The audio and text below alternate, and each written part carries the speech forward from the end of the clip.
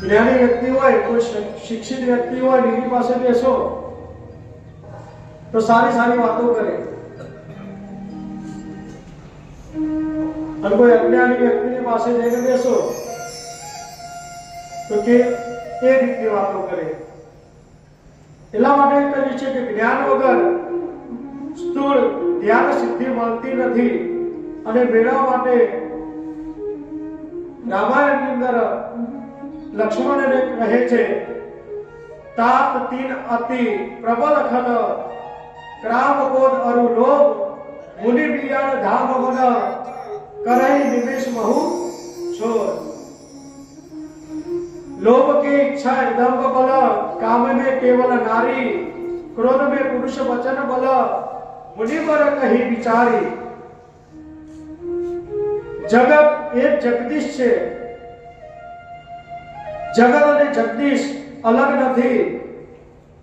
આગળ આપણે જોયું કે ભગવાન ત્યારે સર્જન પણ કરે છે, પોષણ પણ કરે છે, અને સમય આવે ત્યારે વિનાશ પણ કરે છે. તો કે પ્રભુ જગત અને જગદીશ અલગ નથી. ભગવાન આપણું પાલન અને પોષણ કરે છે. ખાવાની વસ્તુ આપણે ગમે તે કલરની ખાઈએ, પણ હંમેશા લોહી કયું બનાવે છે? લાલ કલરનું. આપણે શું જોઈએ? પણ ભગવાન સૂતો નથી. એ આપણી બધી ક્રિયા શરીરની અંદર ચાલુ જ રાખે છે.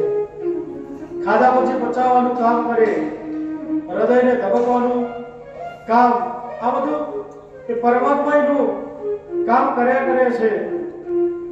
અને એનાથી અનાશ્રય ભક્તના, પ્રભુના સાચા ભક્તથી